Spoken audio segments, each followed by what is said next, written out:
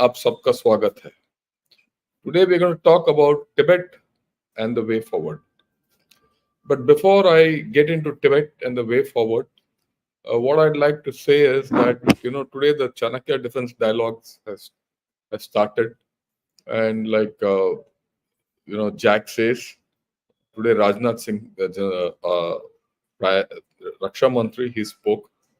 Uh, I wanted to show it live to you, but there was a practical problem. The practical problem was this whole seminar was starting at 9 in the morning, and till about 5 live.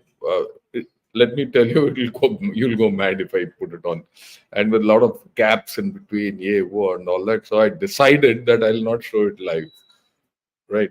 And it will be an overdose of information. So what I'll do is, I ask them, they'll give me the recordings, and I'll put them out one by one. And I'll start with the recording of Honorable Raksha Mantri, Chief of Army Staff, and that's I think there are about 8 sessions, all 8 sessions or 6 sessions. Jitne bhi hain, you'll all get it. Be patient. Again, nothing. You would have not missed anything by not listening to it so far. Uh, you'll get the whole thing. That's the first thing. So that's my point. The second point is, before I go further, I keep missing out. I'd like to thank Karna for becoming member, and also Divakar Singh for becoming member. Thank you, both of you. Honored. In the same vein, all of you who would like to, who think that this channel is worth it, do subscribe and tell others to also join in. And if you like this, support me by at least liking this button, pressing that like button. Right? It's a very simple thing to do. Okay. Now let's talk of Tibet and the way forward. Why should we talk of Tibet at all? That's a question which comes to everyone's mind. Um, well, historically, Tibet was a big buffer between the Indian and the Chinese civilization, right? And we never had contact. We never needed to understand them beyond a point, and they never needed to understand us beyond a point. When they usurped Tibet, the old Chinese civilization, the imperial Chinese, didn't come and take over Tibet. They left Tibet where it was. The wise people. It is this Mao and this gang of communists who seek hegemonism, and they want to, grab as much land as possible. I mean, to some extent, it's foolish. What do you do with so much land? Right? And of course, there are issues of water and all that. We know that. So they took it. Now, having taken that, you brought two civilizations which had no contact throughout their civilizational history next to each other. And that too at a point of time when both powers are rising, both civilizations are rising. Maybe China is ahead of us by about 20 years, but we'll catch up. We're very sure about that. I have no doubt. So there's bound to be friction. Do you need it? You don't need it. So, really speaking, what all of us would like, and for the world, it's good if Tibet is reinstated as a buffer state between India and China. And that's our national interest. Okay. And the way I look at it, they are in an illegal occupation of Tibet, and they should get out. And that should be one of the preconditions for further talks, somewhere. But in this euphoria of what's happening in Kazan, Prime Minister Modi and Xi Jinping's meet, I don't know whether this thing will ever come through. This is somewhere I think our people have been short-sighted. But let's talk about Tibet today, and let's understand the fundamentals, and then see where do we go from here. Okay, because that understanding is more important than anything else. Before I even go any further and talk of this, I've done two videos on, one is Free Tibet and the other is Can Tibet Be Free? Both these links are here, and these links are there in the description also. And I'm not going to go over too much of what I covered there because that's history and geography and all that nonsense. Oh, you have a look at it. I have no issue with it. So what I'll talk today is how do you go forward from here? Where are we? How do you go forward from here? And before I even go further, I must tell you, I thought of it for a long time whether I should tackle this subject. And then I finally said, yes, I will tackle the subject. Because I'm now convinced that there's a way forward. Till yesterday, day before, or I mean, when I said yesterday, till a few months back, maybe a year back, I wasn't sure. I was doing all these videos, researching Tibet and all that, but I wasn't sure whether Tibet can ever be free. But now I'm pretty confident that status can be achieved, or at least the current status can be reversed. Now, uh, will it happen tomorrow? It will happen day after. It will not happen. Let's be very clear. It will happen, or it can happen after maybe about 8, 9, 10 years. Maybe earlier, but after 8, 9 years. That's the way I look at it. A decade is what it will need for this whole story to unwind. And you'll see why. Because I'm going to introduce some new thoughts in this whole story. Right. Like I said, I've always been saying, Tibet के आजादी में भारत का सुरक्षा है. Very clear है. Unless Tibet is free, Bharat is not safe.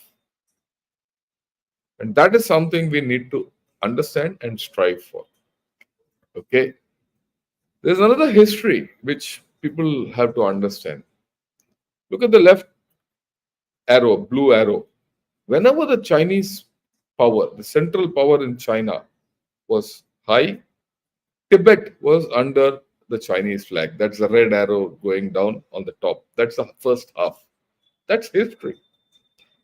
Whenever the Chinese central power was down, Tibet was independent.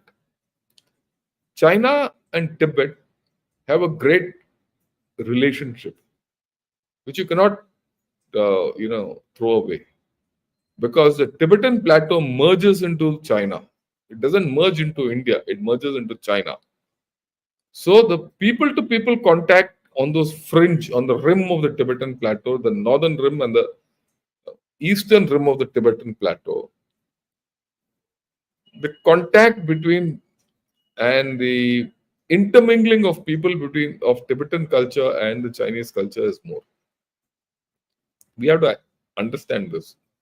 Whereas on our side, we don't have that people-to-people linkage in that sense, because you have Bhutan, you have Nepal, and Ladakh, which is a desolate area. Now, these three areas have insulated Tibet to a large extent. But the linkage we have with Tibet is of Buddhism. Buddhism, which is in India. And the danger in this, I must tell you, is that today China is calling people from all over the world and saying, look, Buddhism was born in China. Right? And it's not in India, it's in China. And everything, you have to come to me for this thing. So they're Sinicizing the Buddhist religion, or they're trying to make a new religion. Now just think, it's a very devious process. And today I was reading a book on Xi Jinping, and it appears as if there is a spirituality and a religiosity about the Communist Party and its edicts, and they're trying to merge that with Buddhism. So that's the danger. But having said that, this is the relationship. And this is the story. I have always said it. Manchus first invaded, Tibet, intervened due to political turmoil. Then they had a resident. Now that resident, to whoever was in Tibet, uh, controlled Tibet to a large extent on behalf of the central emperor. When that dynasty collapsed, that resident was thrown out. Tibet became independent. And then whenever the dynasty, another new dynasty came up, the resident came back with under the new dynasty. But in all this, one thing is clear: Tibet had its own flag and its own legal system and its own ideas of what democracy was, or rather, all the symbols of a state it had. And this nebulous relationship, the Britishers called it suzerainty. But all this changed in 1904 when young husband took a military expeditionary force into Lhasa through Jalapla.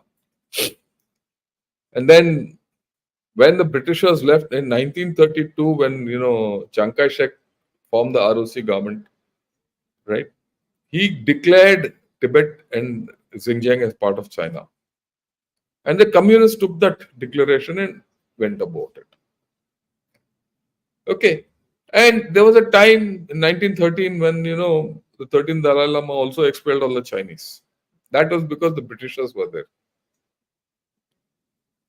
And then, of course, it's known once China got independent, they instigated the Panchen Lama, split the Tibetan Buddhism. They, infiltrated the monks and all that, and we are where we are. So we know that. So this is an up and down kind of a story. Okay, before I go further, I must tell, I respect the path of Dalai Lama. His Holiness is great. He espouses a very good principle of peace, there's no doubt. And so did Mahatma Gandhi. Mahatma Gandhi brought us, independence through ahimsa. But then he also recognized evil. When it came to fighting the Germans, he recognized Hitler as an evil and ensured that the Indian army fought. If Mahatma Gandhi had not given permission, the Indian army couldn't have fought along with the British army. This is history. So, even if you're peaceful, when you have to fight evil, you can't fight evil with peace. So, Tibetans have to make a rethink about this whole affair. And the Dalai Lama, jo bhi hai. And we all know that today's evil is CCP, the Communist Party. And the Tibetans will have to fight for their freedoms. It's not PR Shankar or India who will fight for their freedoms. We can help them, but it's ultimately the Tibetans who have to fight for their freedom. This is where the question comes. How organized or disorganized, how much do they want their freedoms? That's the point. And that is what I said. It will be completely determined by what the freedom, the urge of freedom in Tibetans. But what I want to say is that the opportunity is coming. Opportunity is coming, and China's central power is going to weaken. So historically, whenever the Chinese central power weakened, I told you, Tibet raised its flag of independence. Has that time come? I think so. Will the Tibetans accept it? Up to them. They have to work for it. It's not going to come easy. Will India take it up? Let's see. At least those of you who are convinced by what I'm going to say, spread it. We need to understand there are 4 parties in this equation: Tibet, India, USA, and the People's Republic of China. Now, all 4 have different aims. Completely. But there's one thing which is very clear. Unless Tibet, India, and USA get together, you can't throw out the PRC. Okay? Now, all 3 are reluctant at this point of time to take that step. All 3. And I'll show you how. Unless these 3 come together and say, look, no more PRC, this will not happen. Okay? So that's the point.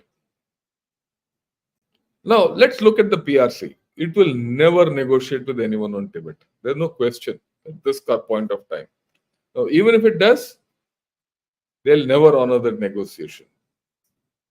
I mean, remember, I told you earlier, In 1932, Chiang Kai-shek's nationalist government declared Tibet as part of China. So you ask a Taiwanese today, he will say, no, no, everything is fine. We respect India. We want good relations and all that.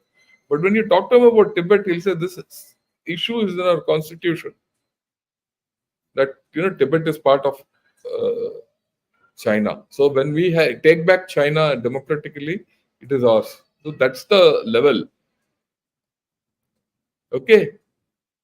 Now the next thing is so even if CCP goes, China will never relinquish. There'll be a power which will come after relinquishment by if CCP goes away, whether it's democratic, जो भी है, autocrat, another dictator, जो भी है, they will never give up that claim because now they've held it almost for 75 years.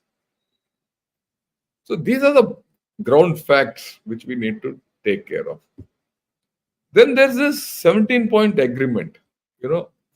That's a 17-point agreement was arrived at in 1951 when the PLA invaded Tibet. It's very clear that China forced Tibet to sign on it, but it was signed by some low-level chap. But the interesting thing which I have read is that in the opening paragraph, it says somewhere, and this is what I've read, I've never read that document. China did not enjoy any effective control for over the last 100 years or more on Tibet. Which means that in that very document, if this wording is there, it proves that China has usurped Tibet illegally. Or the other way, Tibet was never part of China. If Tibet was never part of China, what are you doing there? But the thing is, I've read this by an author who was largely pro-CCP. But I've been asking people, look, can you give me this? Can you verify? Do you have a copy? No one tells me anything. That's why I said the Tibetans have agency in this. Then let's look at let's look at India's position. You see, till 2003, we did not recognize Tibet as part of China. It was only in 2003 when the MOU was signed between the Vajpayee government and then Jiang Zemin's government or Hu Jintao's government. I don't remember 2003. I think Hu Jintao, or there was about a transfer to take place. That this MOU was arrived where the MOU, if you see, this is the words. There is no mention that we recognize Tibet and they recognize Sikkim. The impugned thing was this, that we agreed to designate Canggu as a border point between Sikkim and Renchingkang of Tibet Autonomous Region. There also it's Tibet Autonomous Region, not Tibet. It's autonomous region. It is supposed to have autonomy. That's gone for border market trade and all that. Why that was chosen? Because there was a Sikkim border was delimited before Sikkim merged with India. It was delimited between Sikkim and Tibet, and that devolved. Very interesting. That's actually an international border. That's not a LAC. The Sikkim border is not a LAC. It's a recognized international border. Very few people will talk this way. So this is our stance. But the 2003 agreement, also in some way we said we'll look at one China and all that nonsense. We have moved away from one China principle almost. Why? Because after that, the Chinese have repudiated all agreements when they came and did what they wanted. Actually, none of these agreements are valid today, legally. So legally, India has a case to say Tibet is not yours. Now people will say, नहीं अभी तो मोदी और Xi Jinping का बात हो गया वगैरह वगैरह. Fine, ठीक है, बात हो गया तो हो गया. उसमें इंसर्ट तो करो कि भैया आप नया शुरू करो, तिब्बत आपका नहीं है. शुरू करो. तिब्बत का सवाल भी हम खड़ा कर, तिब्बत का सवाल कम से कम खड़ा तो करो politically, because anything to do with China you have to do politically, right? So politically, that document, 17-point agreement, Tibetans have to start this, we have to start, okay? And then much is made out of what USA is doing, the Tibet Resolve Act. This is the act. It's called Promoting a Resolution to the Tibet-China Dispute Act, which was signed. And this is the statement from the president. I mean, wo लाल में जो भी है देखो, it's talking of advancing human rights of Tibetans, efforts to preserve their distinct linguistic, cultural, and religious heritage, which they have violated completely, China. Resume direct dialogue without preconditions, which they have not done. But one interesting thing is it recognizes Tibet Autonomous Region and other Tibetan areas of China as part of PRC. They don't support separatism. So there's a dichotomy between what they're talking, what we are talking, what Tibet wants. Or whatever. There are issues. So we all have to come into one frame. And this is interesting. 2019 ka Tibet Policy and Support Act. It does a lot of things, but few interesting points is what I've written here. It addresses human rights, religious, cultural, and national issues of Tibetans. National issues. Rights of Tibetans to choose their religious leaders. Dalai Lama issue. This is in 2019. This was passed just before the COVID came. Then Tibetan Buddhism is practiced in many countries besides PRC. Nepal, India, Bhutan, Mongolia, Russia, USA, and the West. In many countries they are smattered. So hence, choosing the next Dalai Lama is not the PRC's prerogative, it's an international prerogative. So let that thing flow. Every country should have a say. Ultimately, Tibetans should have a say. And there should be dialogue without preconditions. And of course, they've said PRC will not be allowed to establish a consulate in USA till a consulate is established in Lhasa, US consulate. That they've stuck to. But this story, what India has to do, what Tibetans have to do, we have to come together on one platform. Abhi tak aaya nahi. What is the assessment? What is my assessment? Or your assessment also? It won't differ. Look, the hope and belief that the Tibetans are in misery there and will rise up against PRC is all bunk or misplaced. It will not happen. In my way of looking at it, there are three shades of Tibetans. One, who are not reconciled to the Chinese occupation. A large part of them have come this side. A large part of them who are inside don't have voice. They don't have agency. They'll keep quiet. They're happy with the Chinese occupation. The second part are those who are happy with the Chinese occupation and are collaborating with Chinese.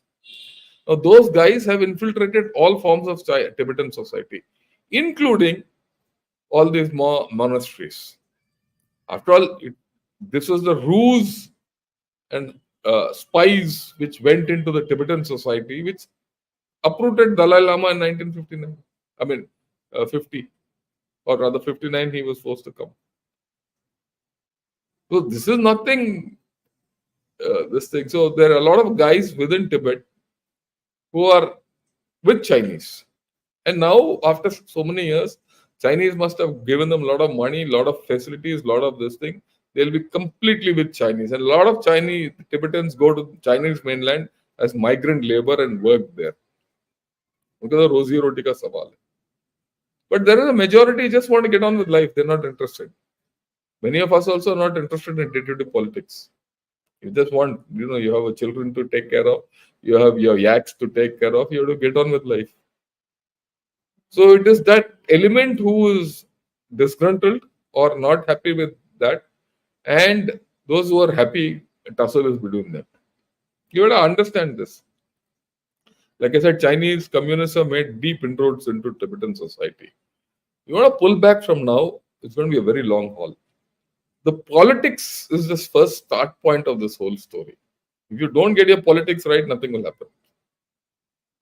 You need to have a plan. What's the ground situation? I mean, on ground, what is the story? China has solidified its hold completely. Military infrastructure, LAC has been upgraded. They have controlled Tibetans and Sinicized Tibetan Buddhism.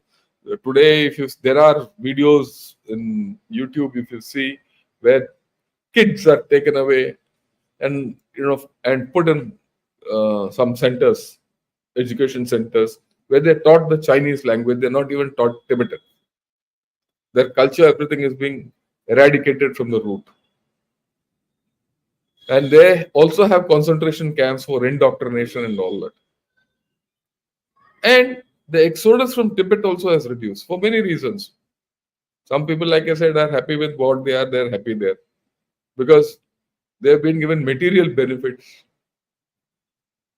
And then it's difficult for them now to come from there to here for many reasons. Security, this, that, all that. Nepal doesn't allow them to come. We also didn't allow them to come after that agreement we had in 2003. So the number of people coming there is reduced. And when I interacted the other day with the Tibetans, I mean, there was a chap who I spoke to. He studied in Chennai in Loyola College here. And he was saying, when I was young, there were about 500 Tibetans in Chennai. Today, there are hardly 15 or even less. They've gone. People have gone abroad also. They might mingled into Indian society. Marriage, ye, wo, jo bhi hai. So this is the ground situation. Now there are questions which need answers. And this I posed to the people with whom I spoke to. Now, can the Central Tibetan Authority re-establish its influence it once had in Tibet? Once it had, up to 2008, Beijing Olympics stuck. There were immolation of monks. There were a lot of, pradarshan, ye, wo. But after that, everything gone. Because once, Beijing Olympics was a coming out party for China. Everyone wanted China to succeed. The Americans wanted China to succeed. Even we wanted China to succeed to a large extent. Because the others also wanted China to succeed. So, Tibetans, out. तुम कहाँ आ गए बीच में? So, that's the thing. So that influence is reduced. Income of morale bit down ho gaya. Now to pump them up. Next is the CTA is the central authority. Can the CTA convince USA and India to change their stance? For that they need leadership. Do they have that kind of leadership? I'm not talking of Dalai Lama kind of leadership. Because he has given up the executive authority to the CKyong. And as I understand, there are a lot of politics around in the CTA. Well, that's their headache. But there has to be a leader who will start this story. And then we don't know what the CTA wants. What do they want? They're happy being in Dharamshala or they want to go back to Lhasa? वो बात करने से वो नहीं जाएगा. वो कहीं ना कहीं तो लाठी इस्तेमाल करना पड़ेगा. You need to look at the long haul with a plan and a purpose. Where's the plan? Where's the purpose? But I know I'm actually climbing against the wall. Because our government also is ऐसे ही है आज के दिन. But there are two irreversibles coming in China, which will get that central power down. And that is demographic decline and climate change. It will happen because you can't change. These are natural things which you can't change. And connected with this, the bridge between this is the economic decline of China. This I've shown once before or 2 or 3 times before. In fact, I made this and gave it to General Rajiv Narayanan कि दिखा दो यार सबको पिछले बार assessment of Chinese national power. बुढ़े ज्यादा हो रहे हैं, बच्चे कम हो रहे हैं. This is the UN graph, okay, which shows, you see that blue line, it's like Mount Everest going up and coming down. That Mount top has gone. तो अभी तो डाउन ही डाउन है इनका इस पूरा सेंचुरी में. ये भी गलत है. Actually, it should have been to the left. Somewhere here is what I feel China is at this point of time. But that I will do separately. I will do an analysis of their population from different people and talk about it. But everything is going down. You look at this. As per these figures, if you convert and you see that pink square. In that pink square, those figures, if you see, let me expand it so that you can see it nicely. Okay. If you see this, the number of people who are above 60 is going to shoot up by 2030. If it has already not shot up. Yeah, this is the crux of the story. China is going to change completely. And already these changes are happening in China. And I'll talk about it when I talk about, I'll have a separate episode on the population and what the effect it has. I mean, you look at it, the birth rate is going down and the death rates are going up.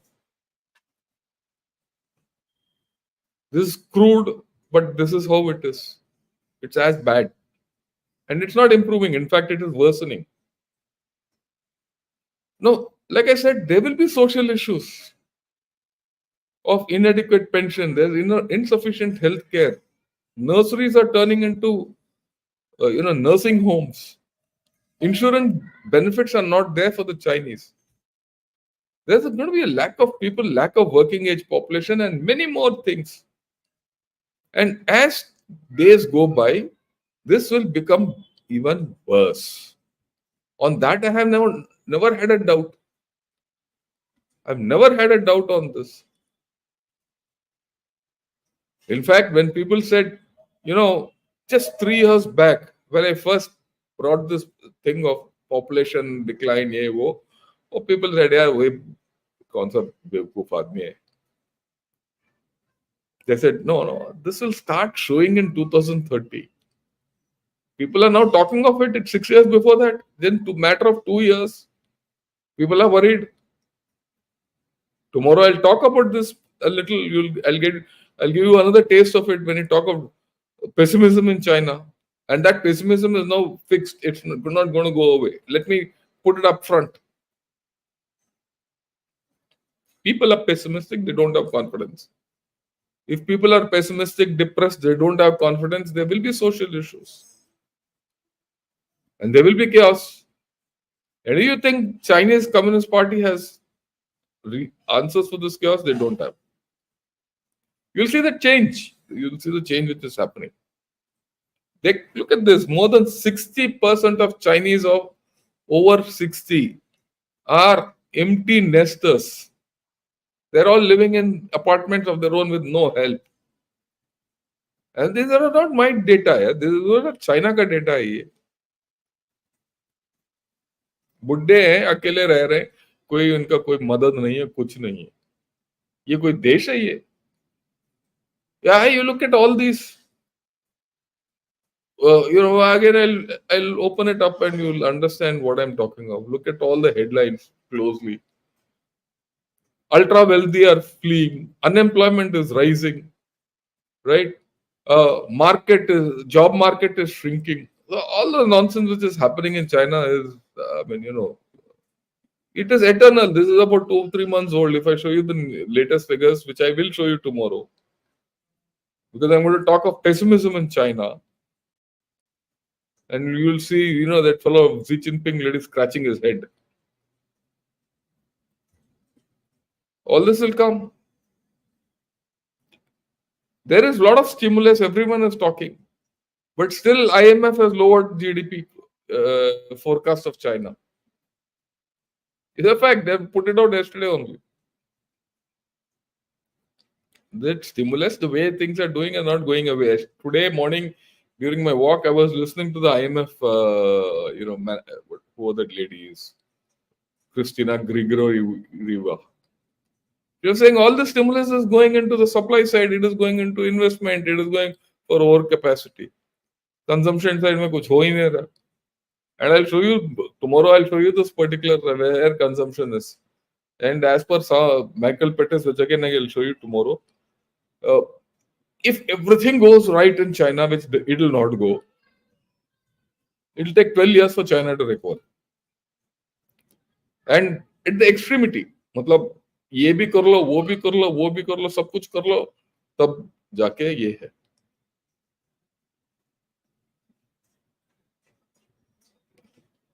It will endure.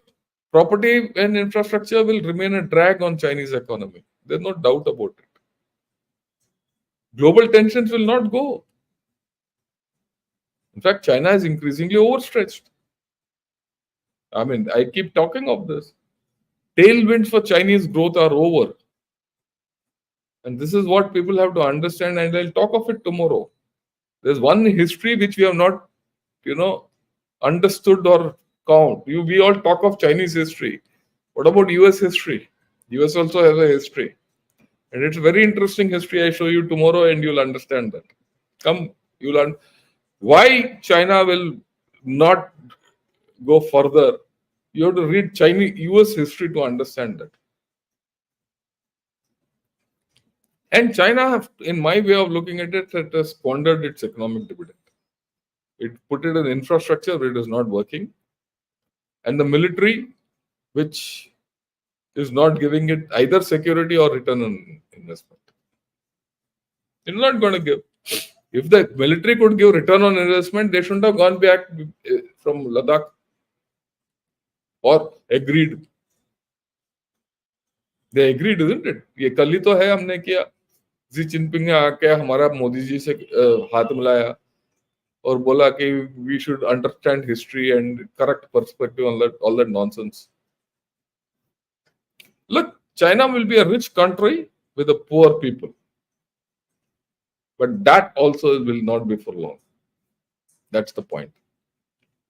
Why? Climate change. Now, climate change is happening in two parts. You have to understand this again. In Tibet and in mainland China. Mainland China, I'll deal with it separately because that's a full subject which I want to reiterate. I keep doing this every year once, and I'll do it. It's time to do it because there are funny things happening in China which I never heard of. But you'll understand why I'm talking this way. Let's talk of Tibet. The Tibetan plateau has warmed at twice the rate of global averages. There's a peak of 46 degrees recorded. Look, in this Chanakya dialogues today, there was one lady who spoke of this, who spoke of the changes in the Tibetan plateau.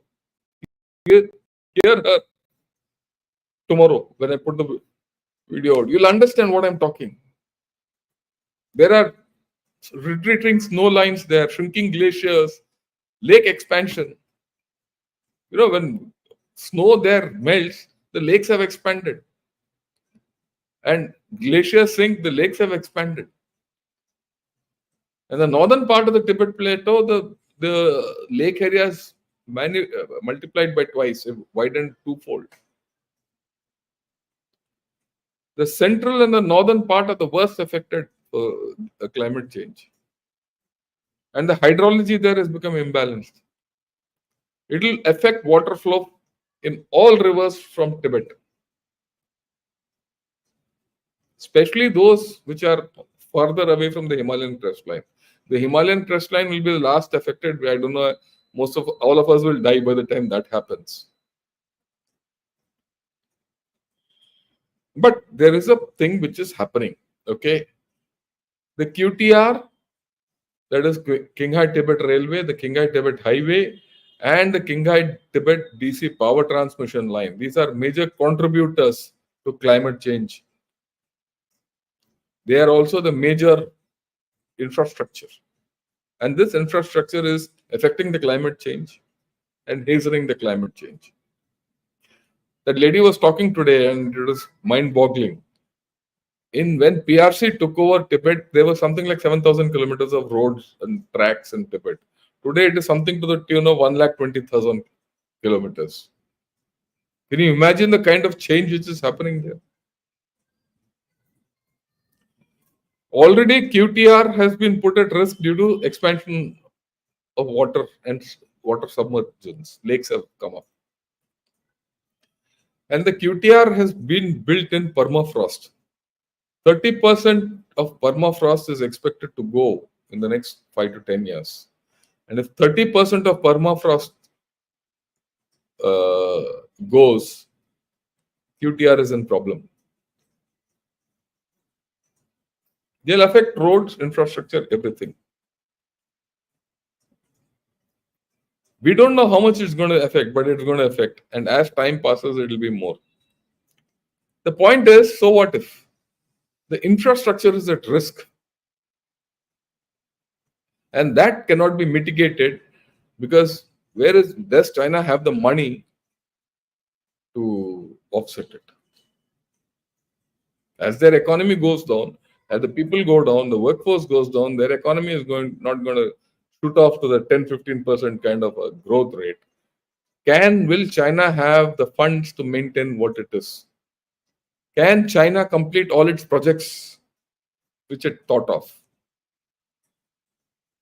Big question mark. Why it's a big question mark? Because there's a climate change in China also.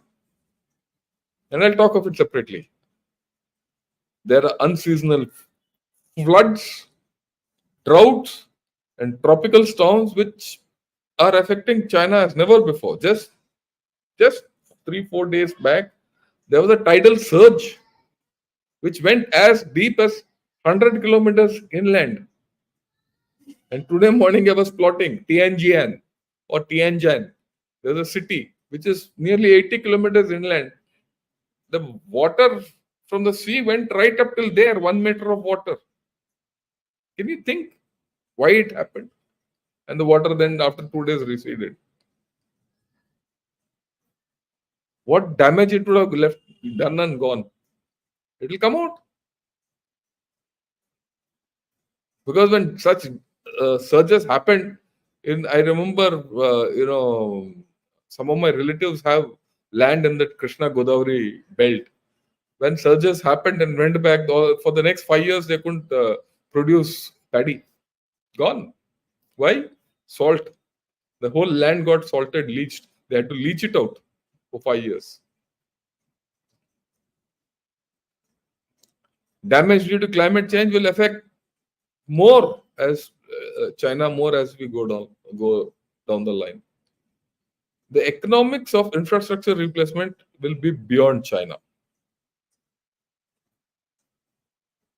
And all this has started because China has imbalanced their ecosystem.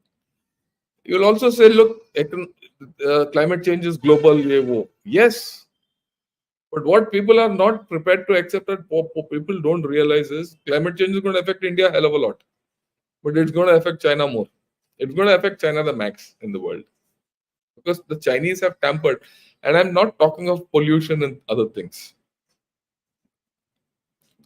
So overall, when the Chinese power starts going down, and this I'm very sure will happen in my lifetime, if I live that long. Okay. Then all of a sudden, I see militarism amongst Chinese. A new head went. They want to do resolute crackdown. So there's something happening there. All of a sudden, they now talk of Dalai Lama thing, and they will They will be the ones who will put the successor, and no one else can talk. It's China's right. all of a sudden, and China has a natural say, these things are coming up. They're talking of separatism in Tibet. There's some problem. Why? There is a problem, political problem in China, which is we've spoken of. That Xi Jinping's rule, there's a problem. So when that shakes, it's going to shake a lot of things. And that's the opportunity. That's the opportunity I'm talking of. So it's not going to come easily. It's not going to come tomorrow. It's not going to come day after tomorrow. It will come as we go along. Like I said, I wish the Dalai Lama a very long life. But his succession will become a political factor as days go by. And everything in China is political. I keep saying, don't miss the politics in China, otherwise you're gone. And the opening is ahead. What should India do? Everything comes in this. The way forward, it will be determined by what Tibetans want. The opportunity is coming. The central power in China is going down. All I can say is Tashi Delek to the Tibetans. But I'm very clear that what India has to do in this whole story. India has to recognize and plan for it.